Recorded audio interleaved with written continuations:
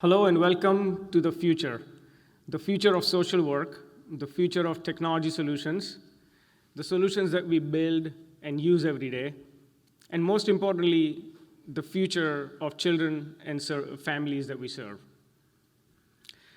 In today's session, we're going to dream. We're going to push the envelope. We're going to do some time travel. We're going to be in 2025.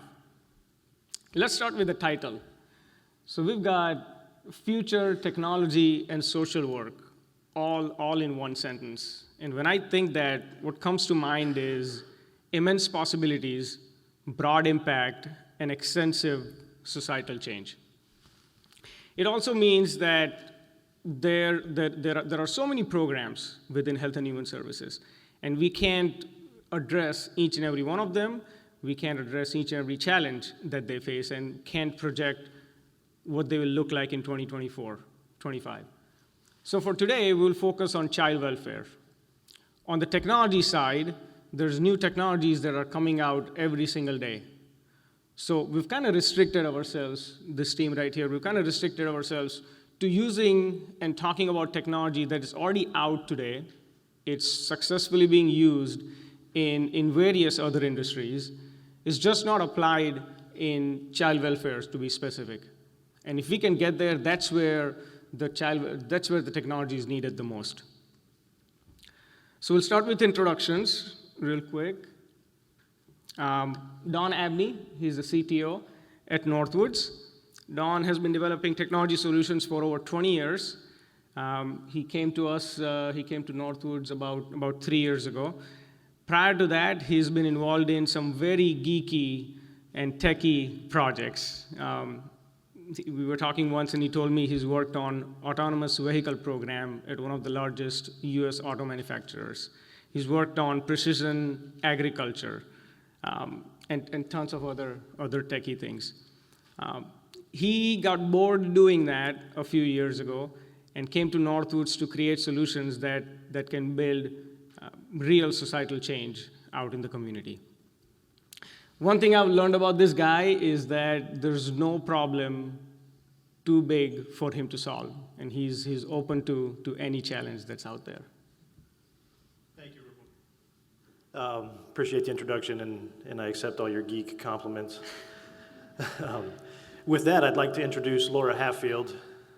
I'm getting a little bit of feedback here. If you guys could tune it, thanks. I'd like to introduce Laura Hatfield, emphasis on the 2 F's with no T. She's been with us at Northwoods here for about 2 years. She, prior to that, received her Master's of Social Work from the University of Wisconsin-Madison. She specialized in public child welfare through a program called the Title IV-E traineeship. She went on to work in 2 different counties in Wisconsin for a total of about 4.5 years in child welfare, her longest stretch being with Dane County here in Wisconsin as an ongoing worker. Subsequent to that, she did a brief stint as a world traveler, but the lure of Northwoods was so strong that we reeled her in from planet Earth to Dublin, Ohio, mecca of flat landscapes. And she manages a team of people who implement our Traverse product all around the country. So, welcome, Laura. Thank you. And our fearless moderator for this conversation today is Reuben Chachi. And Reuben is the Director of Product Portfolio at Northwoods. He's been with us for 9 years. He has a strong document management background, and when he first started at Northwoods, he was implementing projects too, and really got to know our customers, which are some of you in the audience today. And then he moved to innovation and has found home in product management. So that's a little about us, and I promise I won't make you all get up and do an icebreaker or anything like that, but we'd like to know a little bit about you. Specifically, if you could raise your hand if you've ever had any frontline child welfare practice experience, that would be great. We got a few, and they're all in the back, just like at training. Those are my folks. But most of you, it looks like, have not, and that's okay, because I'm going to lend you a little bit of mine today, if that's all right. And then just so you know, I'm not going to be using any names or identifying information in the story I'm about to tell, because it is a real one. But I'd like to have you think for a moment about what it's like to be a social worker in child welfare. If you've never done that before, try to place yourself in my shoes. 24-year-old, fresh out of grad school, social worker who's just trying to do your best and do what you went to school for. And I'm going to be telling this story from that perspective. So we received a report at the county about a mom and her 2 kids. And the report alleges that there's some history of addiction, but the primary concern is domestic violence. And she's been trapped in a cycle of violence for a long time with several different partners, but the most recent one has been worse than before. An initial assessment worker or an investigation worker goes out to meet with her, and she's very willing to talk. She's got a lot of protective capacities going for her. She knows that she needs to get away from the situation, but because of how that nature of that cycle is, he keeps coming back into their lives and causing havoc. But she is willing to work with us, and it's decided she's going to have an ongoing case, and that's where an ongoing worker comes in. So an appointment's made to meet with her. In those first couple of visits, she lets the worker know that she thinks she might be on the verge of eviction, which unfortunately happens a lot. There's been a lot of police contacts at her apartment, and the landlord's not happy about it. It's not part of the lease. But she's not sure. She thinks she might be able to work it out. So the evening before our scheduled appointment, where I'm about to meet her for the first time, the initial assessment worker gets a message saying that she did get evicted. She got the notice. And instead of trying to fight it or anything, she's going to move in with her sister. And she'd mentioned that she had family in the area, but didn't really talk too much about what kind of supports they were to her. The day of, we also get another report from the school that the kids went there and said that their new place that they live is crazy and that there's bad dudes there. And that's such a 9-year-old thing to say. What does that mean? We're not totally sure. Again, we know she has some family. And that she's moved to this trailer park. But we're going to go anyway, so let's go assess the situation. Mom's got a lot going for her, so no huge red flags raised at this point. We arrive, and there's some red flags right away. Mom's there, the kids are there, it's after school, her sister is home as well, and there's a man with a kid who's about 18, we think. And it's pretty clear they've all been drinking. And this is Wisconsin. Sometimes we can drink and still keep our kids safe, but that wasn't the situation. And they were all pretty agitated and kind of amped up in a way we hadn't seen from this mom before. Dad mentions, like, you shouldn't talk to these people, and some of the other typical angry things that we hear from time to time that we're used to de-escalating. But as we start to try to calm the situation, get back on track, we ask this person to leave.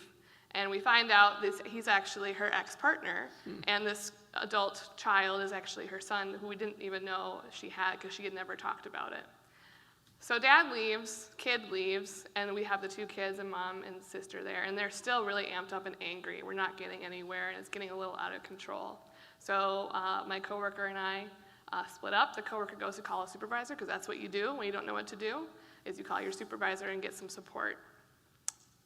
Things keep getting more and more amped up. We're trying to do some safety planning, try to figure out, is there anyone positive in this community, a neighbor in the trailer park where we could maybe place the kids under a safety plan? Is there a family member that's not in this particular area that we could maybe tap on?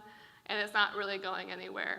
Once this ex-partner comes back with the cousins, as they all kind of descend out of their various places that they live, that's when the supervisor tells us to call law enforcement.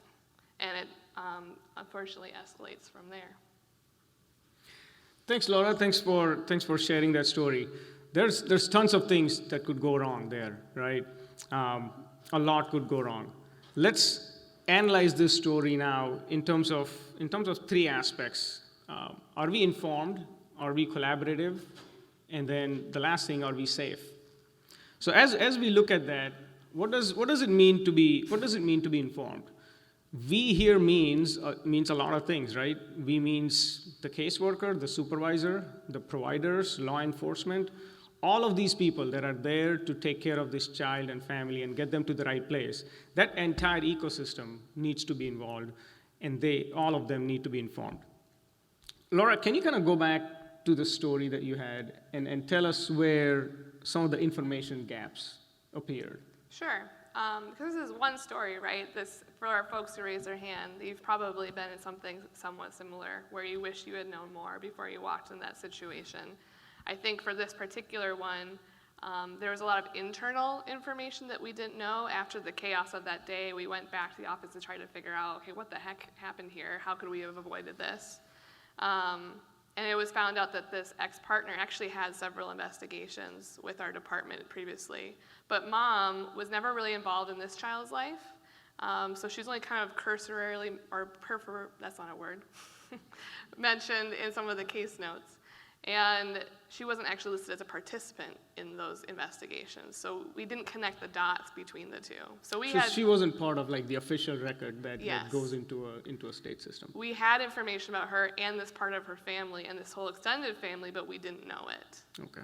Because she had recently moved back to the area. We just didn't have that sort of connected history that we wish we had had. Someone wants to get in real bad. Welcome.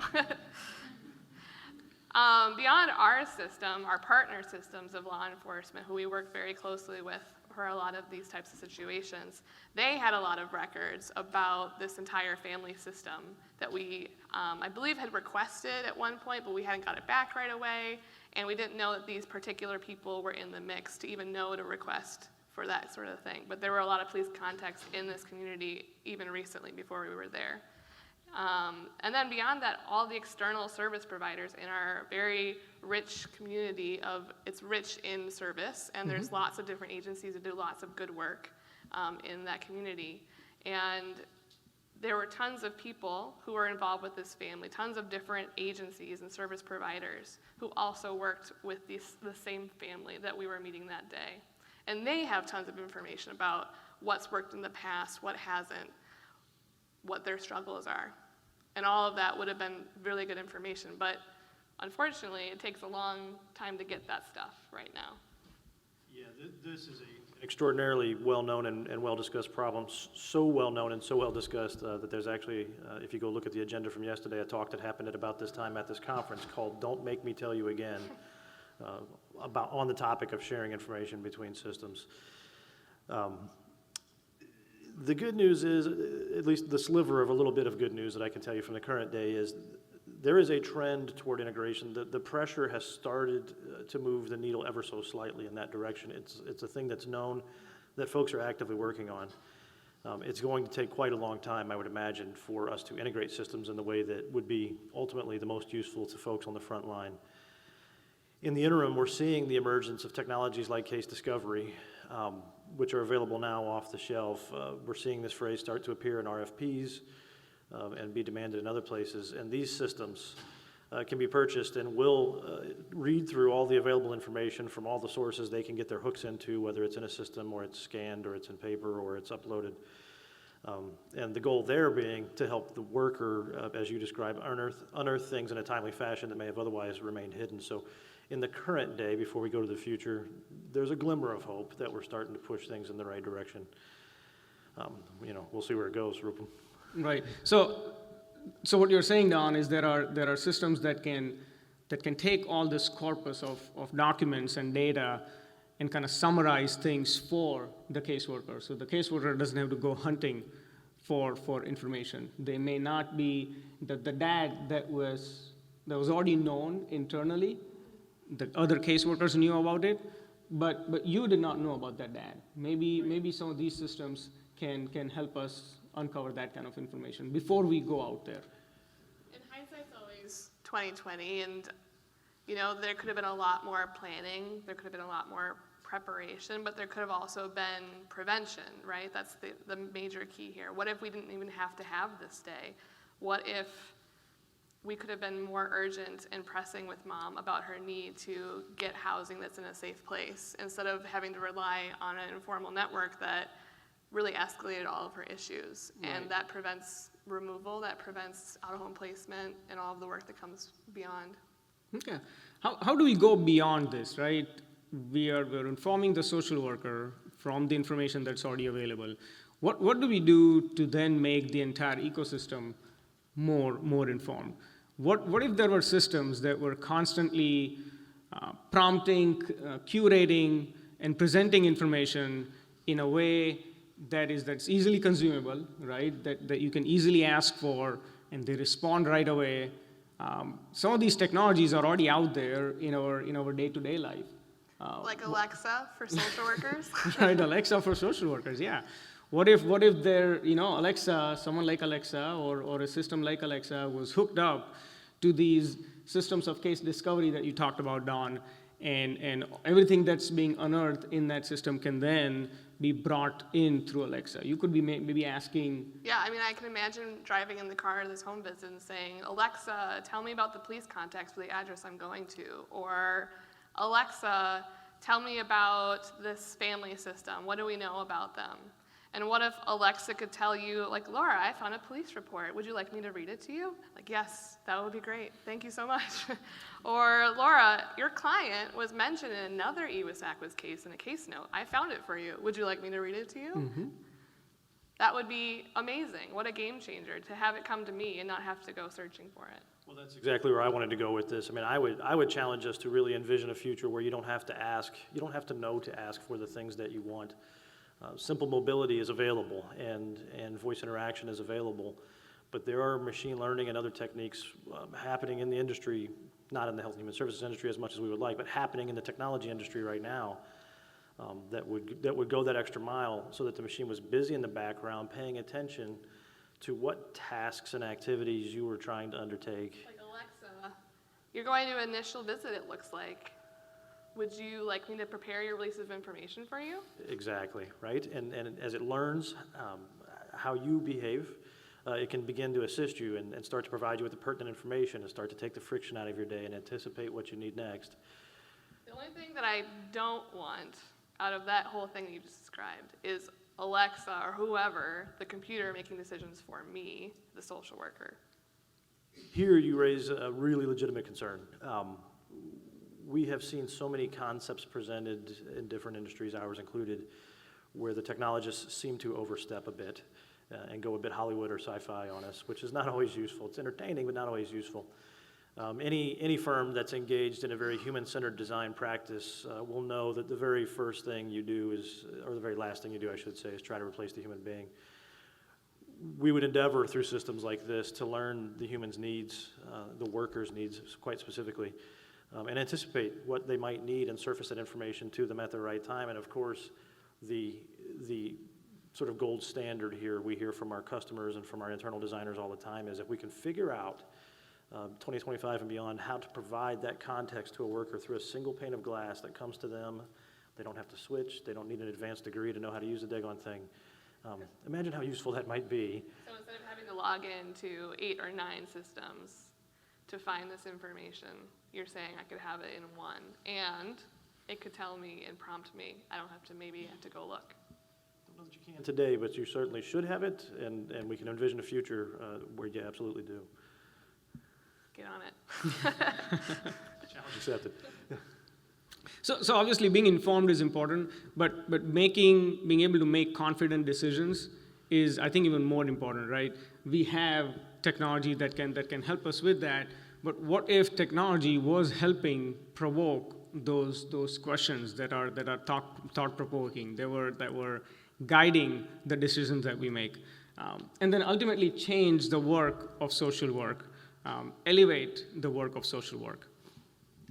Yeah, I mean, like I said before, this gets back to prevention, and if we had all that information presented to us before we had that day, how would that have affected things? What are the outcomes we're seeing changed here? We're talking about less removal, keeping families together. We're talking about less out-of-home placement. And then beyond services, if that thing does have to happen, how can we get all of those players in the mix working together for this family? All right, so let's move on to the next aspect here. Are we collaborative? And what does it mean to be collaborative? Collaboration can happen within the agency. Collaboration can happen with the family, with other program areas, with law enforcement. There's so many entities that any social worker should be collaborating with. What were some of the collaboration challenges you can kind of take back us to from the story we talked about earlier? Well, they're similar to the informational ones, right? So there's internal people who worked those other investigations. They're at a different office than our office because they moved to a different location, remember? But there are people who knew things in our own agency about this whole family system that we could have worked with and talked through what happened before. That means we have to connect the dots between the two first, right? Then there's law enforcement. We work closely with them and sometimes with the same population, sometimes not. And then like I said, all the outside providers that have also touched this family's life. So public assistance and mental health, addiction, domestic violence, all of those different providers who have their own social workers working with these same families. So if we look at all of these people and entities and systems that we need to collaborate with, we can probably put them to two different groups, connecting people together and then connecting systems together. And I'll ask Dawn to help us with the technology side of how to best connect people and how to best connect systems. It's an interesting problem when you look at it critically from an engineering perspective. The systems that these human beings, these workers are using almost across the board were created in silos with separate streams of funding and oftentimes with little or no focus on the worker or the family that they're meant to serve to some degree. And so what happens is the human network then has to compensate. So the human social network is undertaking activities to try to compensate for the fact that these systems all hold bits and pieces of the story that they're trying to understand and react to. And my understanding from persons like yourself is that this human social network interaction is riddled with friction. I mean, missed phone calls, the inability to share information because releases of information are not in place. Sure. We could work on the same case on the same day. That would be great. And so bit pieces of services and bit pieces of the story rest in different systems. And I've heard several administrative personnel describe this problem, and it usually ends with, this is how you get to $1 million family. This is how you get to a place where local government is spending roughly $1 million trying to provide services to a family inefficiently and in pockets, and they wish it was not the case. Because they're all doing it in their own silos, right? And that all adds up. Yeah. And we're not working towards the same goal. We're trying to solve that specific problem that one agency solves, and not we're looking at it kind of like holistically. Exactly. And so again, grounding us in the near term for just a moment before we leap forward. There are technologies being developed today to reduce the friction of the human network because we know systems integration in its genuine and fully fleshed out format is going to take some time. I have it on good authority that there are companies out in the marketplace today that intend to release products in the next year that will start to facilitate a much smoother human interaction, and that is a near-term future that will at least take some of the friction out of that. So something more modern than the fax machine. More modern than the fax, yeah. Yeah, looking at handheld technologies that enable the release of information that give you assurance you're capable of sharing and then provide that opportunity, both information and content. And deliberately not trying to just connect systems, right? Mm-hmm. Connect people and let people exchange information so that they can get the work done. And meets the administrative burden because we've all got rules Right. that are and compliance standards that are very important. Beyond that, so beyond connecting the human beings, which is where we need to probably start and end this thing, connecting systems is also an interesting problem space to look at from the technologist's perspective. When we realize that future where systems are sharing abundantly and regularly and are connected, we're almost certainly going to create an overwhelming amount of information for any human to consume.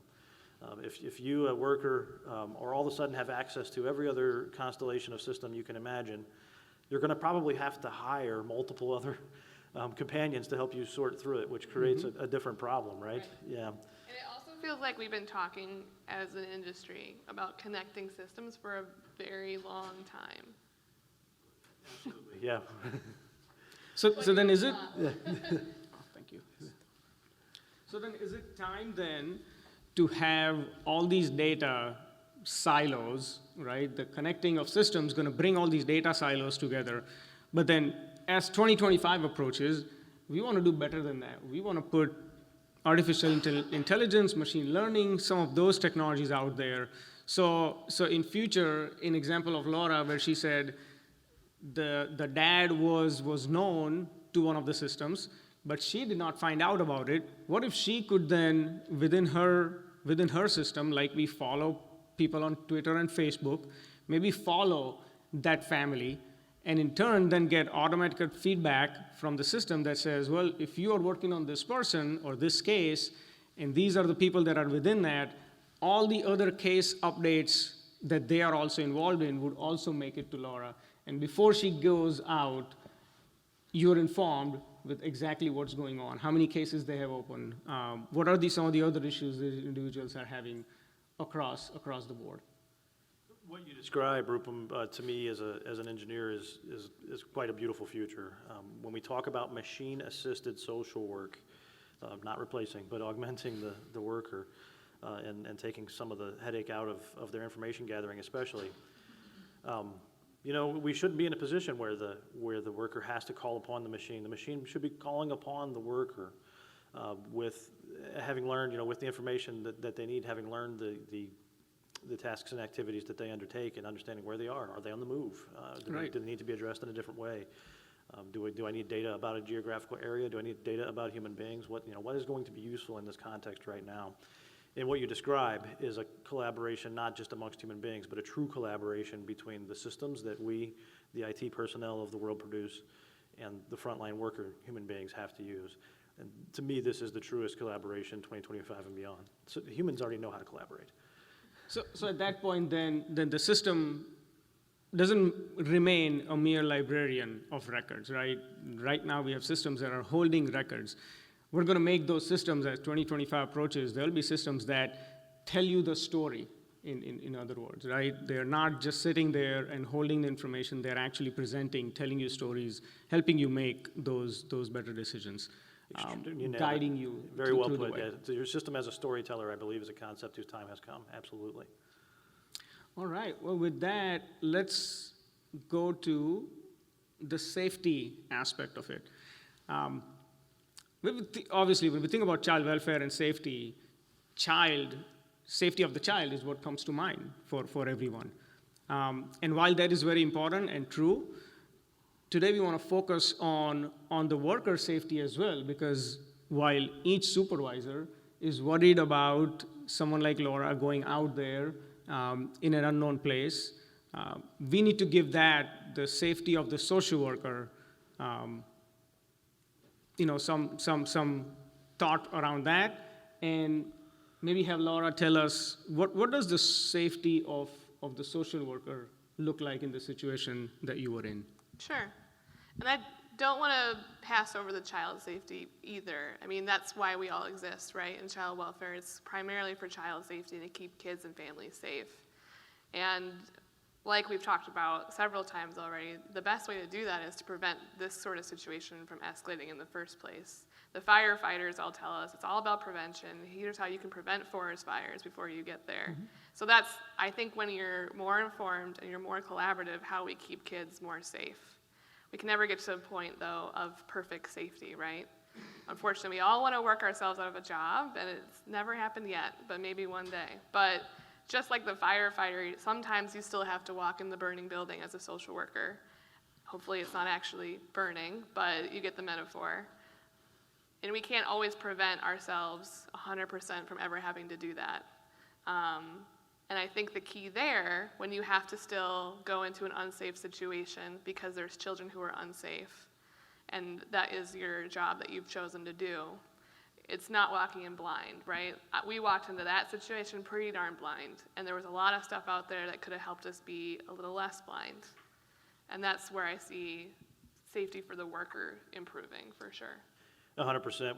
When I break that problem down critically again from the outside as a systems thinking person, what was really taking place there, because of the lack of information and the lack of collaboration from an outsider's perspective, is you by choice, because it was your job and you undertook it dutifully, started trading your own safety for the safety of those children. To the degree that even though you had engaged in good practice and gone out there with a buddy, you had to split up and get on the telephone and start to get help and make decisions. And I would challenge us IT personnel of the world to really think about that. That's the decision you put that worker to when they're not prepared.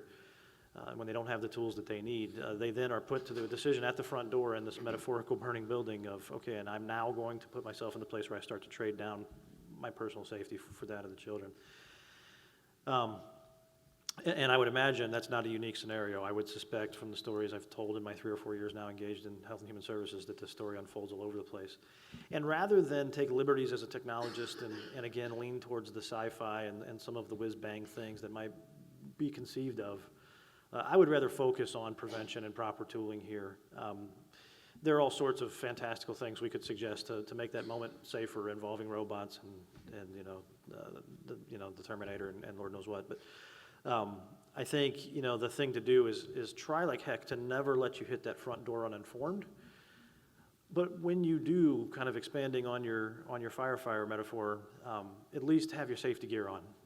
At least have your protective suit and your helmet and your fire extinguisher and a truck full of water out there waiting for you. How can we arm you with information? How can we accept the dynamic nature of the situation and feed data into that helps you not get there and helps you understand and maybe understand the risk once you're there. And while we can't have social workers actually wear safety gears, one of the things we could be doing is from the hundreds and thousands of data points that are available out there, maybe there's some way folks like Don can come up with a risk score for each and every address that the social worker is going to go out to. And based on crime rates or law enforcement incidents or firearm ownership, there could be some calculated score that could be developed for each address that can help then someone like their supervisor and Laura make those decisions around, should we go in with law enforcement or should we avoid certain time of the day and whatnot. Another great point. There are several existing questionnaires and assessment tools that are supported by practice or are there to support practice and accepted. Not oftentimes available in a quick and meaningful way in the moment. And so, yes, we can absolutely, just like your health providers do, start to really understand how do we give risk assessments based on tons of data points that machines are great at crunching to save the worker from asking all those questions manually of the various data sources themselves. And at least provide some context. Again, not make decisions, but help the worker understand when you hit this front door, here's the likelihood that something's going to go wrong. Right. All right, so with that, let's kind of come back to now. And as we hear all of these great things, I'm sure state and local folks here are probably wondering, what can we do today? What can we do today to prepare ourselves so that we are ready to the future that we talked about. One of the things we can start doing right away is when you're making these purchasing decisions. In the past, we've been very focused on collecting data for reporting purposes and for all the right reasons, right? We need reports to make bigger decisions and things like that. Maybe in future, as we go towards 2025, let's build these systems. Let's ask vendors to come up with systems that take that data and then put it right back in front of the worker. And not just literally put it back, but do some analysis in it, summarize that data, help them make some decisions. Yeah, I mean, we know how to make technology with the human spirit experience in mind. I think there's lots of people at this convention and probably ones before that have talked about human experience, but we need to start demanding, especially in this field, that it's not just the human experience of any sort of human that might use this thing, it's the worker experience. We can make technology specifically for this work, this really important, hard work, and start relieving some of that burden from the worker instead of giving them more stuff that they have to enter data into. Right. We're good at that already. Yep. And CVIS kind of lays the foundation for that. It gives states and local a lot of flexibility. Guidelines around 1355, 52A being efficient, economic, and effective. Those rules are actually helping us evolve and get to that state of future. It's an interesting time from the CTOs and CIOs perspective. I'm somewhat famous around the office for using the phrase time and pressure make a diamond. We are starting to see the very beginnings of time and pressure with these Fed standards and funding being released. sort of in concert with one another. So I've got a standard that is supportive of some level of creativity and independent decision-making for the buyer, for the folks who would purchase technology at the state or local level. And at least in our home state and several others, we're seeing more funding become available than has ever been available before. This is pretty empowering if you're in the midst of providing an APD or putting together a CWIS modernization plan. You can start to really think about things like Laura mentioned and Reuben mentioned of how do we build systems that not only collect data, which is a thing we've become really good at over the last 20 or so years with SACWIS and other standards, but how do we then get that back in a value-added and human-centered way into the hands of the folks who are administering these services out in the field. And so our call to action, I'm going to steal Rupert's thunder a tiny bit, at least would be, as you're making those plans and designing those solutions holistically, keep the worker at the forefront and let your solutions really feature the providing information back to that worker in that value-added, meaningful way. And the reason to do that is because we know that when we start doing those things, the families that they serve, the children that they serve, are served better. And that's why we all exist. Said it ain't better.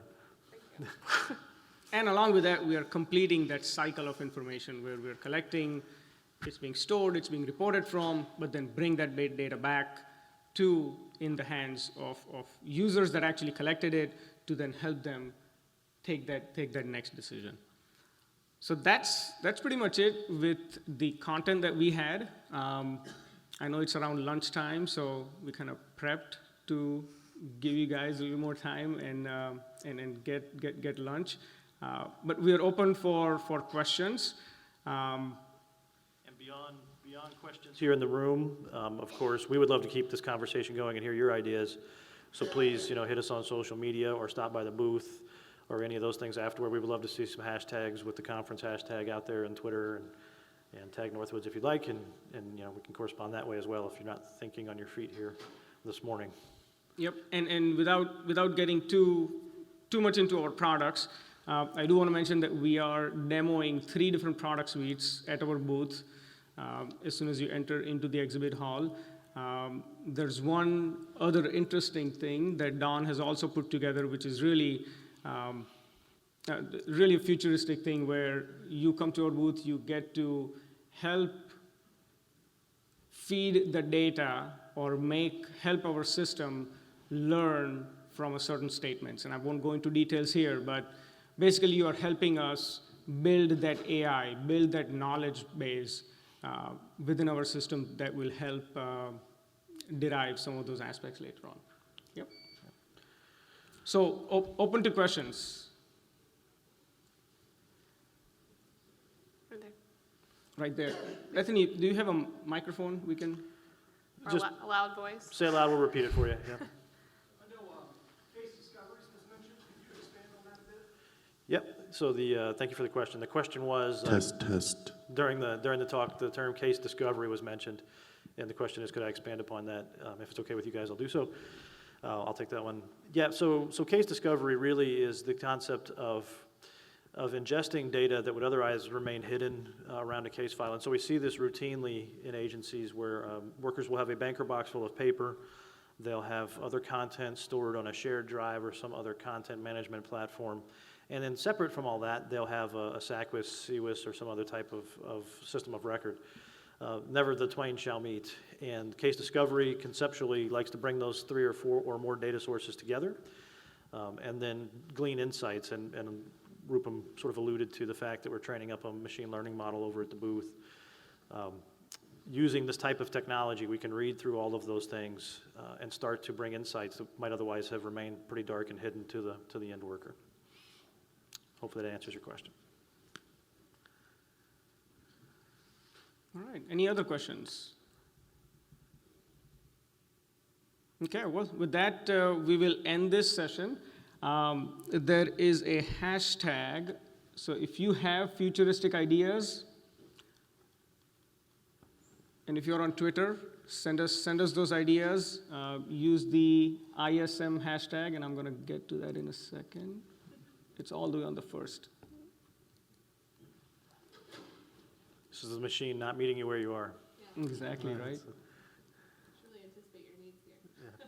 There, right there in the bottom left corner. So if you have any futuristic ideas, tweet it, and we can keep the conversation going. Thanks for coming, and we hope to see you again. Thank Thank you you. all.